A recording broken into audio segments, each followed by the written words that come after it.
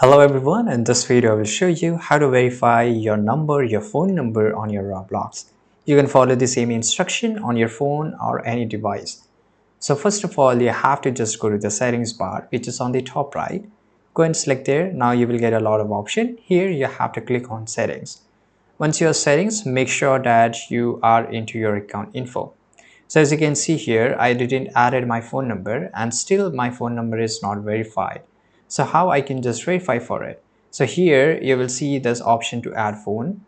So here I have to enter my phone number here. And once I enter it, I will just go and click on continue.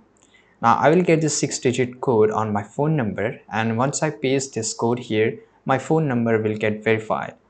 By the way, there's a different way to change the method for the verification. If this doesn't work, although 99% it will work here, but just go and click here. Now here you will get password. So you can just enter your password as well as one-time code.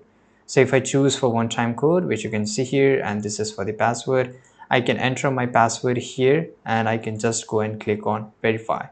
Right now, sometimes this phone number format is invalid. Of course, this is just one example. That's why I didn't add my real phone number. But I hope you understood each and everything because it just take a few seconds to verify your number. I hope you found this video very useful. Subscribe.